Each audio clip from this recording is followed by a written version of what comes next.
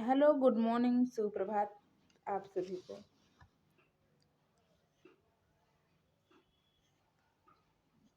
पिछले वीडियो में जो हमने अलंकार के टॉपिक पढ़े थे उसी से रिलेटेड महत्वपूर्ण प्रश्न और उत्तर लेकर आज हम आए हैं। आइए अलंकार से संबंधित कुछ प्रश्न जो एग्जाम में बनते हैं और एग्जाम के लिए बहुत महत्वपूर्ण होते हैं उन्हें देखते हैं। पहला क्वेश्चन है, पीपर पात सरिसमन डोला, इस पंक्ति में कौन सा अलंकार है? देखिए, पीपर पात सरिसमन डोला, उत्प्रेक्षा अलंकार, उपमा अलंकार, रूपक अलंकार, अतिशयोक्ति अलंकार। उत्तर तो आप सबके सामने है ही, आप देख ले रहे हैं, लेकिन उपमा अलंकार क्यों है हम इस बात पर चर्चा करेंगे। उत्प्रेक्षा अलंकार का पहचान शब्द क्या क्या होता है?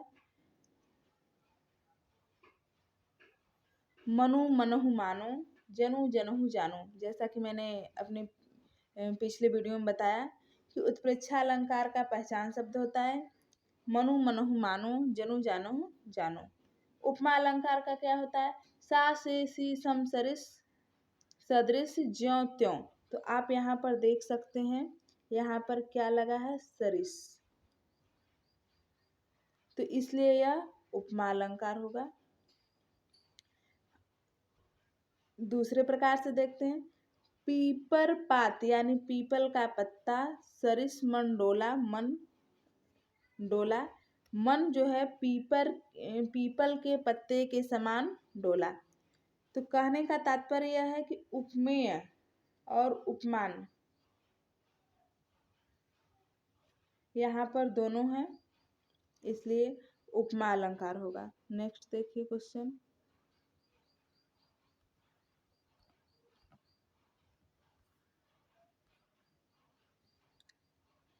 उपमान और उपमेय के अभेद को क्या कहते हैं? उपमान और उपमेय के अभेद को क्या कहते हैं? बताइए आप लोग। उपमान और उपमेय के अभेद को क्या कहते हैं? पहले आप यह समझ लीजिए कि उपमान क्या है, उपमेय क्या है। तो उपमेय वह होता है जिसकी उपमा की जाए, किसी की भी उपमा की जाए वह उपमेय है, जिससे उपमा की जाए वह उपमान है। जैसे मन की उपमा पीपल के पत्ते से की गई है, तो मन क्या है? उपमेय है, और पीपल का पत्ता क्या है? उपमान है। तो बताइए, उपमान और उपमेय के अभेद को क्या कहते हैं? आप बता सकते हैं बहुत आसानी से। रूपक कहते हैं, रूपक अलंकार। नेक्स्ट देखिए, उपमान और उपमेय के अभेद को रूपक अलंकार कहते हैं। नेक्स्ट क्वेश्चन है, उपमेय में कल्पित उपमान की संभावना को क्या कहते हैं? उपमेय में कल्पित उपमान की संभावना को क्या कहते हैं? जहाँ कल्पना की जाए वहाँ उत्प्रेक्षा अलंकार होता है। नेक्स्ट देखिए, उपमेय में उपमान का आरोप होने पर कौन सा अलंकार होता है? जहाँ उपमेय में उपमान का आरोप हो वहाँ कौन सा अलंकार होता है? तो अफुर्ती अलंकार होता है। नेक्स्ट देखिए, जहाँ बिना कारण के कार्य का होना पाया जाए वहाँ कौन सा अलंकार होता है? बिना किसी कारण के कार्य हो रहा है तो वहाँ पर कौन सा अलंकार होगा? वहाँ पर विभावना अलंकार होता है। नेक्स्ट देखिए, जहाँ उपमेय में उपमान की समानता प्रकट की जाए वहाँ पर कौन सा अलंकार होता है?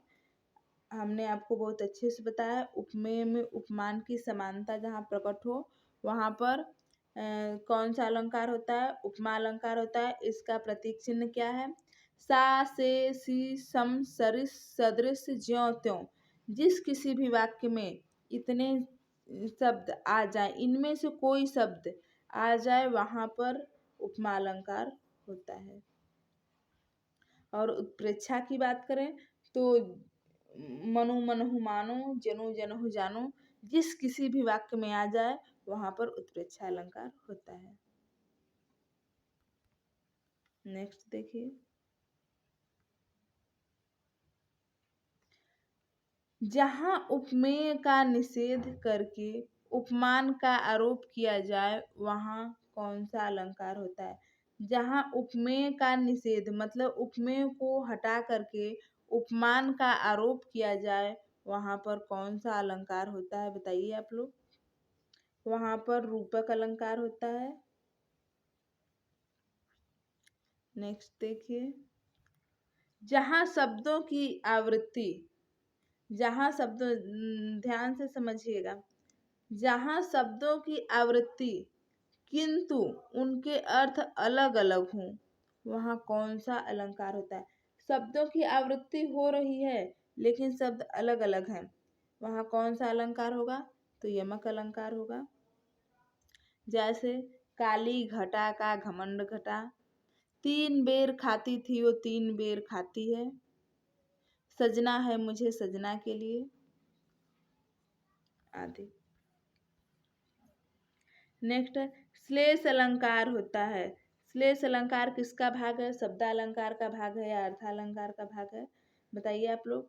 शब्दालंकार जहाँ शब्दों के माध्यम से चमत्कार उत्पन्न होता है। अर्थालंकार जहाँ अर्थों के माध्यम से चमत्कार उत्पन्न होता है। उभयालंकार कभी कभी इसका प्रयोग किया जाता है। तो श्लेष अलंकार जैसा कि आप सभी जानते हैं शब्दालंकार का भाग है। शब्दालंकार में अनुप्रास अलंकार, यमक अलंकार और श्लेष अलंकार, वक्रोक्ति अलंकार और विपसा अलंकार होते हैं। अलंकार कितने प्रकार के होते हैं? बताइए क्वेश्चन का आंसर। अलंकार कितने प्रकार के होते हैं? 2, 3, 5, 7। बताइए आप लोग, अलंकार कितने प्रकार के होते हैं?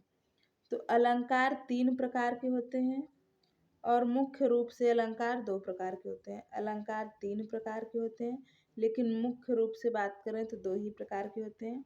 यहाँ पर तीनों के नाम लिखा है, शब्दालंकार, अर्थालंकार और उभयालंकार। और मुख्य रूप से जो होते हैं वो 2 ही होते हैं, शब्दालंकार और अर्थालंकार।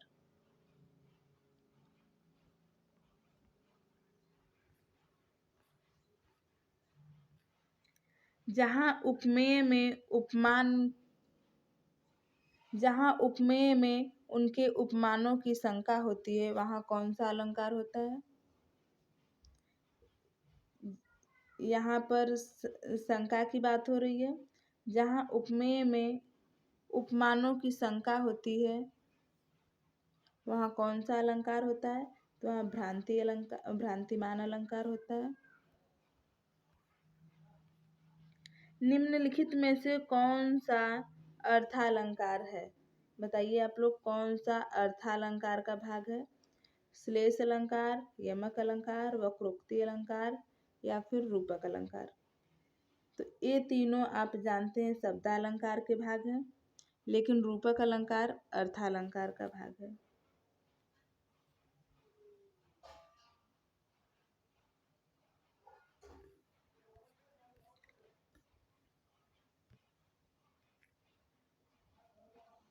अलंकार में शाब्दिक अर्थ क्या होता है?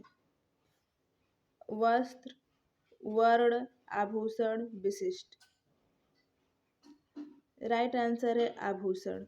अलंकार का शाब्दिक अर्थ होता है आभूषण।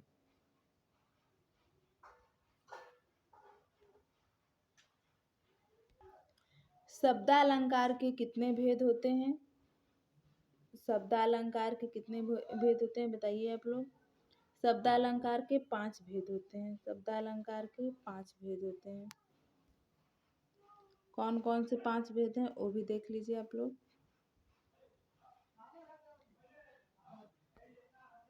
अनुप्रास, यमक, श्लेष, वक्रोक्ति और विवक्षा। शब्दालंकार के 5 भेद होते हैं।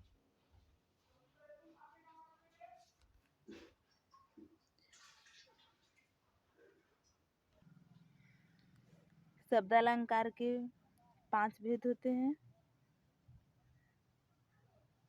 अनुप्रास अलंकार, यमक अलंकार, श्लेष अलंकार, वक्रोक्ति अलंकार और विवक्षा अलंकार।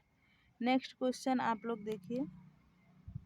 मुदित महीपति मंदिर आए, सेवक सचिव सुमंत बुलाए।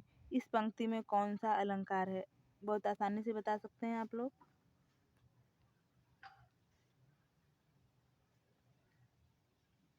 मुदित महीपति मंदिर आए, सेवक सचिव सुमंत बुलाए।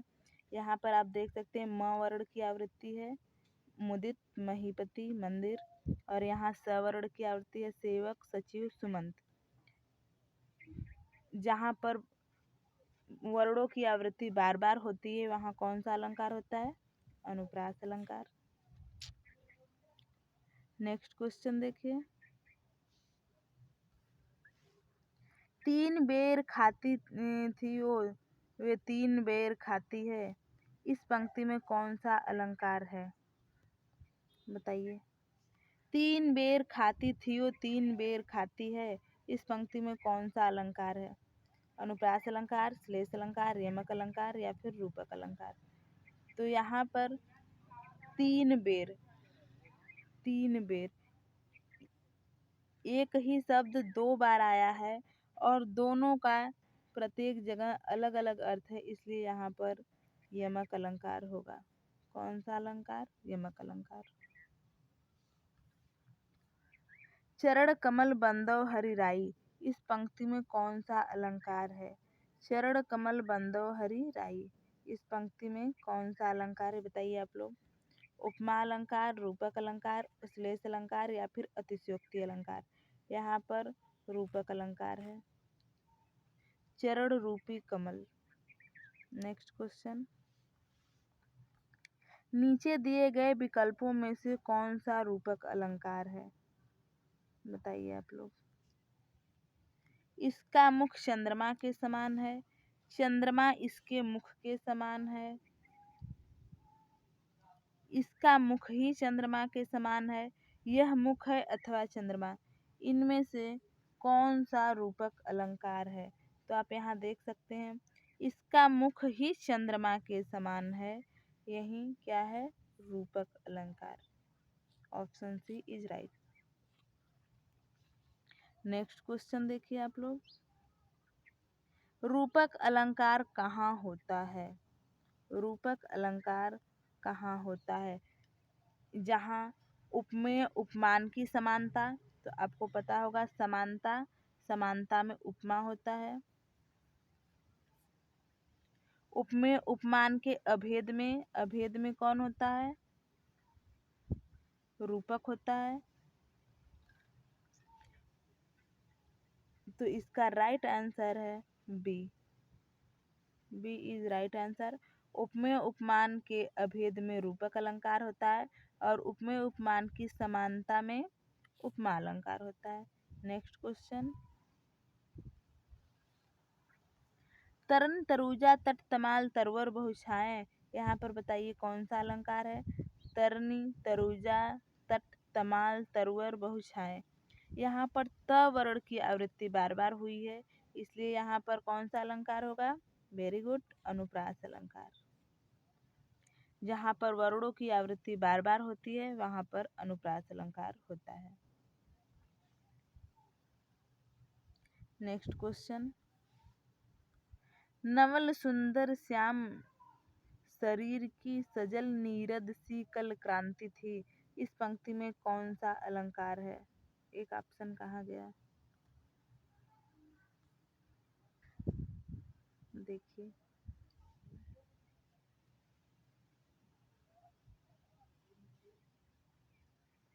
नवल सुंदर श्याम शरीर की सजल नीरद सी कल क्रांति थी। इस पंक्ति में कौन सा अलंकार है? उपमा अलंकार, रूपक अलंकार, श्लेष अलंकार या फिर उत्प्रेक्षा अलंकार। तो आप लोग जानते हैं जहाँ एक ही शब्द दो बार आए लेकिन प्रत्येक जगह उसका अलग अलग अर्थ हो वहाँ उपमा अलंकार होता है। जहाँ उपमेय में उपमान का अभेद रहित आरोप हो वहाँ रूपक अलंकार होता है।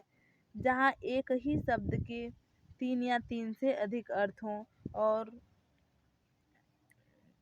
उसका प्रत्येक जगह अलग अलग अर्थ हो वहाँ श्लेष अलंकार होता है।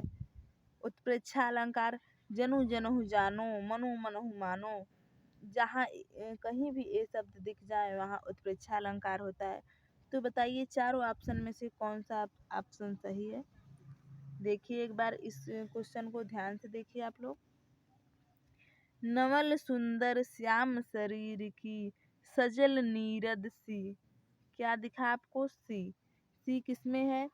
सा से सी सम सरिस सदृश्य ज्यों त्यों किसमें आता है? उपमा में। खत्म क्वेश्चन। आप इसके पहचान शब्द को ही याद कर लीजिए, क्वेश्चन तुरंत सॉल्व हो जाएगा। और उत्प्रेक्षा में क्या बताएं अभी हम? जनु जनहु जानो मनु मनहु मानो उत्प्रेक्षा अलंकार का है। शेष महेश गणेश दिनेश सुरेश हूँ जाहि निरंतर गावें। इस पंक्ति में कौन सा अलंकार है बताइए आप लोग? शेष महेश गणेश दिनेश सुरेश हूँ जाहि निरंतर गावें। यहाँ पर आप लोग देख सकते हैं जो लास्ट वाला स है, शेष महेश दिनेश सुरेश, यह स शब्द की आवृत्ति बार बार हुई है, इसलिए यहाँ पर अनुप्रास अलंकार होगा। Next question.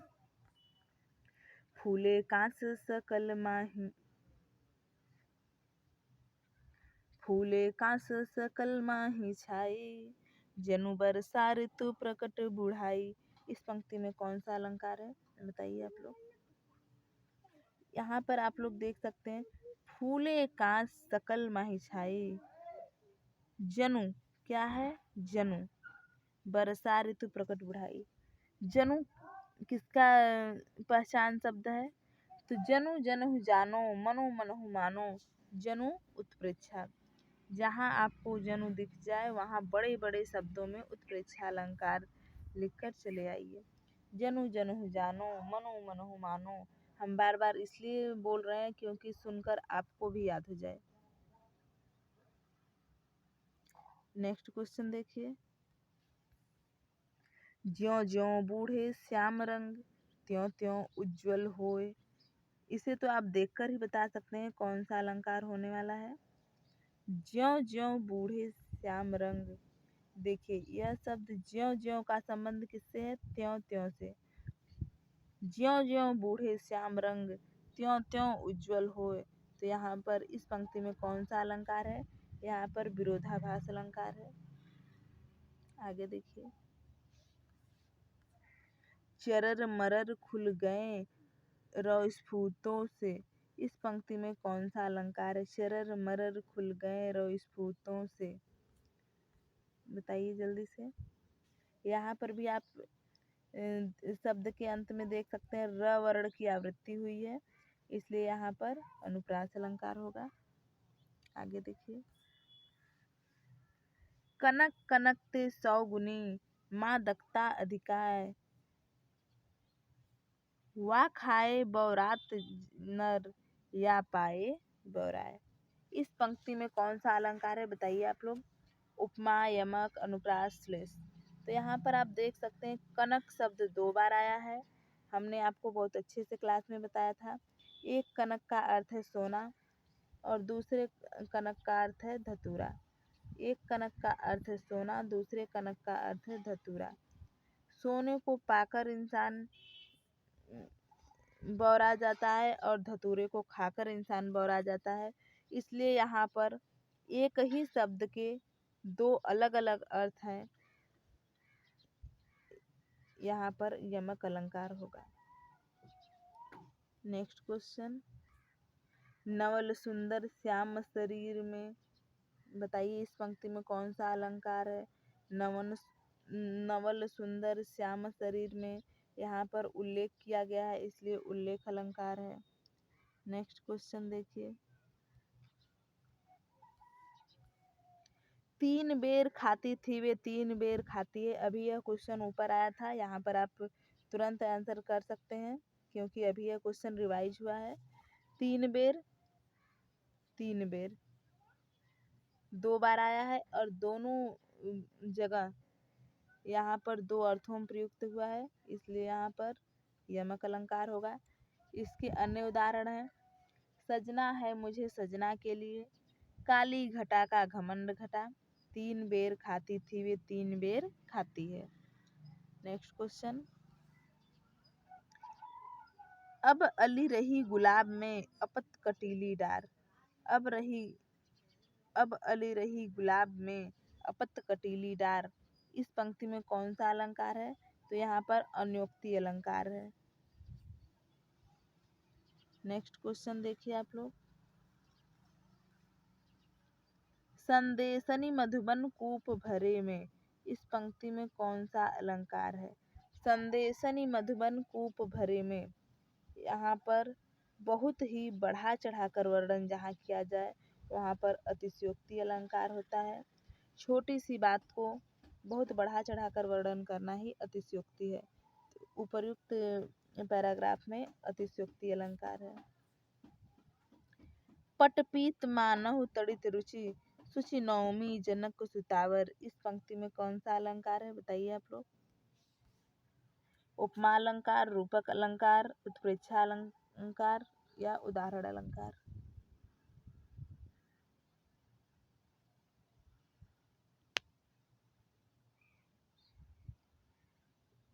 यहाँ पर उत्प्रेक्षा अलंकार होने वाला है क्योंकि मानहु शब्द आया है। जनु जानहु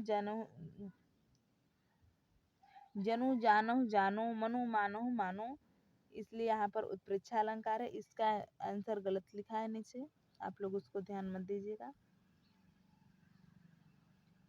नेक्स्ट क्वेश्चन देखिए, कुंद इंदु समदेह उमा रमन करुणा अयन, इस पंक्ति में कौन सा अलंकार है? कुंद इंदु समदेह उमा रमन करुणा अयन, आप यहाँ पर देख सकते हैं कि एक ही वर्ण की आवृत्ति बार बार हो रही है, तो यहाँ पर अनुप्रास अलंकार होगा।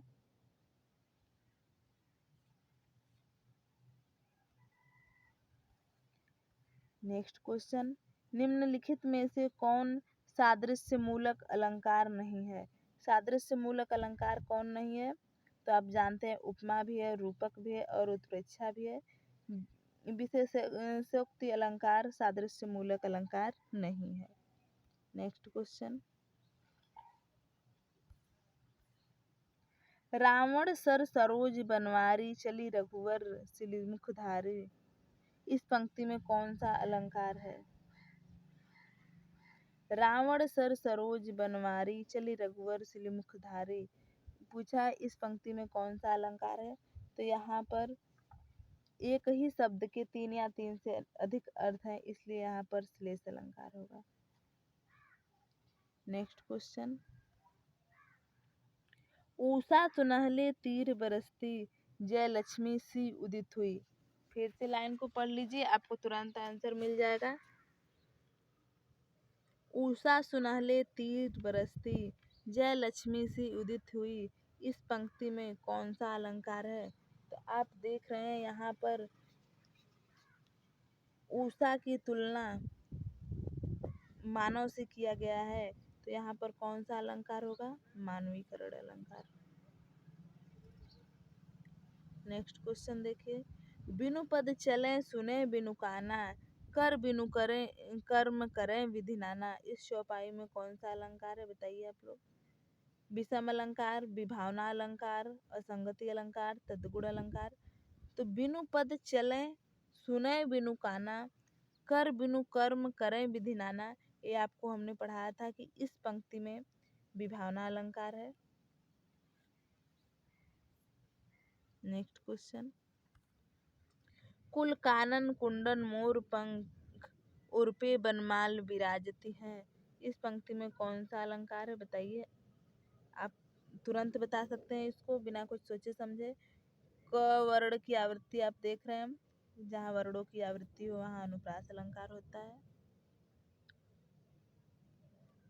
नेक्स्ट क्वेश्चन, पुत सपुत तो का धन संचय, पुत कपुत तो का धन संचय। प्रस्तुत पंक्तियों में कौन सा अलंकार है, इसको भी मैंने आपको पढ़ाया था। पुत कपुत तो का धन संचय, पुत कपुत तो का धन संचय। उपर्युक्त पंक्तियों में कौन सा अलंकार है, तो यहाँ पर लाटानुप्रास अलंकार है। कौन सा अलंकार है, लाटानुप्रास अलंकार है। नेक्स्ट क्वेश्चन देखिए, काली घटा का घमंड घटा, नभ मंडल तारक वृंद खिले। प्रस्तुत पंक्तियों में कौन सा अलंकार है। अभी मैंने इसका उदाहरण कई बार आपको बताया है। यहाँ पर कौन सा अलंकार है, यहाँ पर यमक अलंकार है।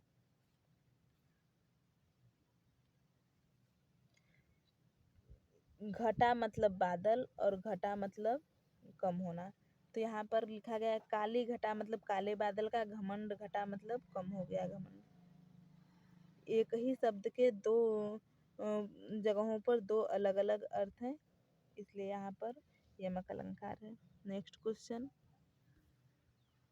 जो रहीम गति दीप की, कुल कपूत गति सोय। प्रस्तुत पंक्ति में कौन सा अलंकार है। जो रहीम गति द्वीप की, कुल कपूत गति सोय। प्रस्तुत पंक्ति में कौन सा अलंकार है। यहाँ पर एक ही शब्द के तीन या तीन से अधिक अर्थ हैं, इसलिए यहाँ पर श्लेष अलंकार होगा।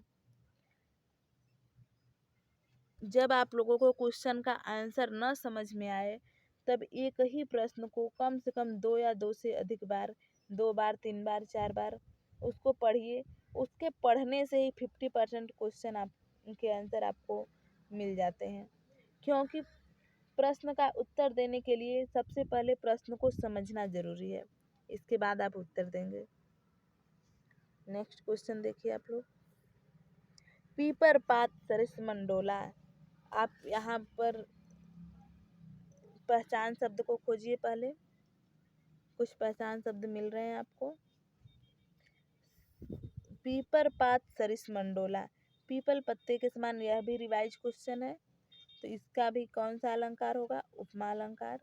सा से सी सम सरिस सदृश ज्यों त्यों, याद कर लीजिए आप लोग। नेक्स्ट क्वेश्चन, मुख बाल रवि सम लाल होकर ज्वाला सा बोधित हुआ। प्रस्तुत पंक्ति में कौन सा अलंकार है। मुख बाल रवि सम लाल होकर ज्वाल सा, देखिए यहाँ पर एक बार पढ़ने से नहीं समझ में आया, दोबारा पढ़िए। यहाँ पर सा शब्द मिल गया, अब आप बता सकते हैं कौन सा अलंकार है।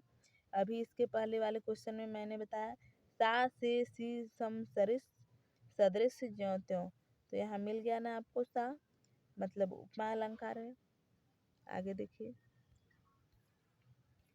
शशि मुख पर घूंघट डाले अंचल में दीप छिपाए। इस पंक्ति में कौन सा अलंकार है। शशि मुख पर घूंघट डाले अंचल में दीप छिपाए, इस पंक्ति में कौन सा अलंकार है, तो यहाँ पर रूपक अलंकार है, क्योंकि यहाँ उपमेय में उपमान का अभेद रहित आरोप है, इसलिए यहाँ पर रूपक अलंकार है। नेक्स्ट क्वेश्चन देखिए, पायो जी मैंने राम रतन धन पायो। इस पंक्ति में कौन सा अलंकार है। पायो जी मैंने राम रतन धन पायो, इस पंक्ति में कौन सा अलंकार है, तो यहाँ रूपक अलंकार है। नेक्स्ट क्वेश्चन, रही मन पानी राखिए, बिन पानी सब सून, पानी गए न उबरे, मोती मानो शून।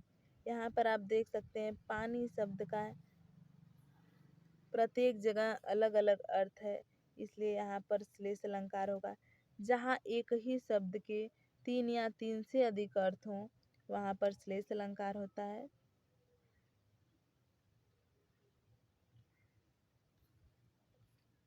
नेक्स्ट क्वेश्चन, चंदन विष व्यापत नहीं, लपटे रहत भुजंग। इस पंक्ति में कौन सा अलंकार है?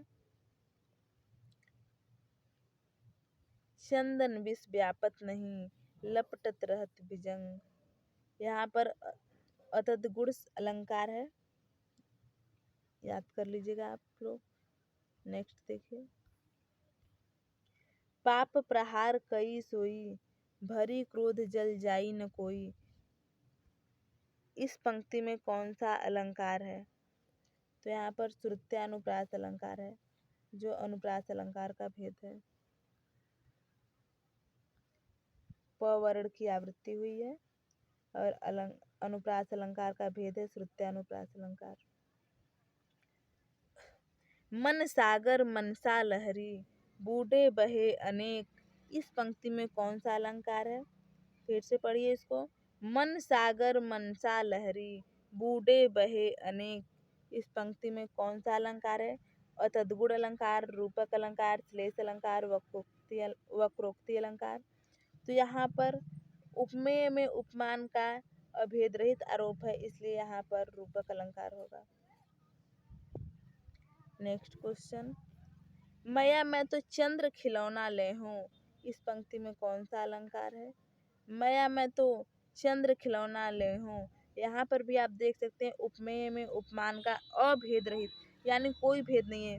चंद्रमा रूपी खिलौना, यानी चंद्रमा और खिलौना में कोई भेद नहीं है, इसलिए यहाँ पर कौन सा अलंकार होगा? रूपक अलंकार।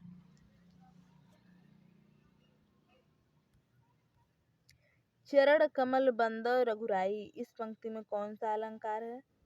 श्लेष अलंकार, रूपक अलंकार, अतद्गुण अलंकार या फिर भ्रांतिमान अलंकार। चरण रूपी कमल,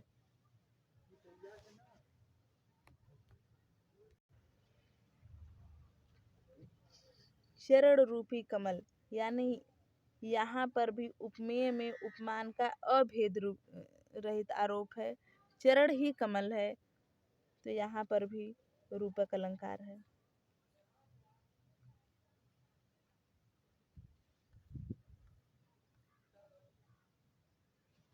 नेक्स्ट 50 क्वेश्चन कंप्लीट हो गए हैं आपके। नेक्स्ट क्वेश्चन देखिए, वही मनुष्य है कि जो मनुष्य के लिए मरे।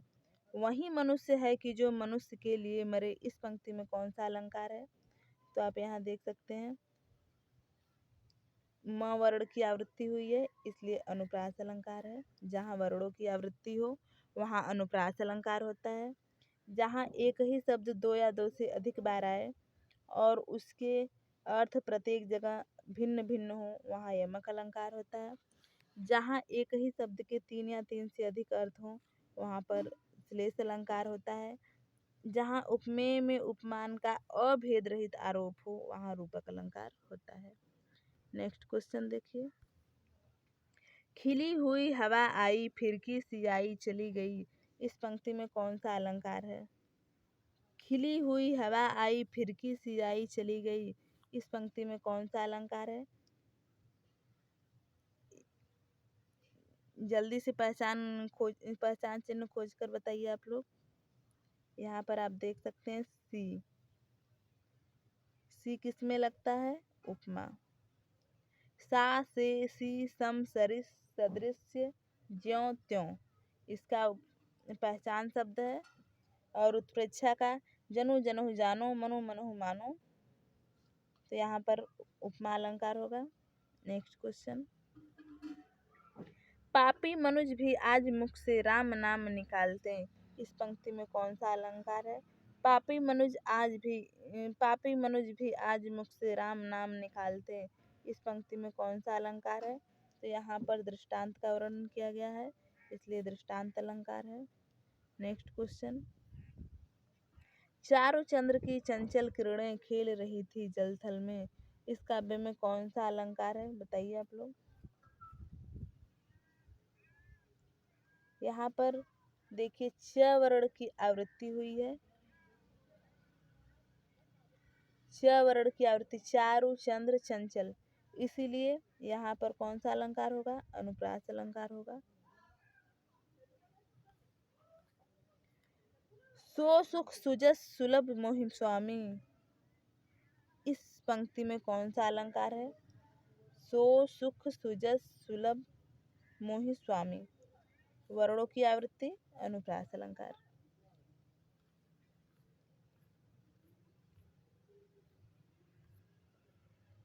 तो आज के इस वीडियो में मैंने आपको अलंकार से, केवल और केवल अलंकार टॉपिक से 55 क्वेश्चन कराए हैं। देख लीजिएगा, आप लोग याद कर लीजिएगा, पहचान चिन्ह याद कर लीजिएगा। इससे बाहर अलंकार के एक भी क्वेश्चन नहीं जाएंगे। जो भी क्वेश्चन फंसने वाले हैं, ऐसे ही सब क्वेश्चन एग्जाम में पूछे जाएंगे।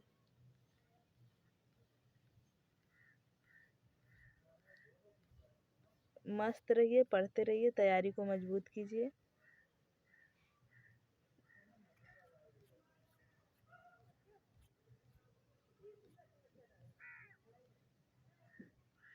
धन्यवाद।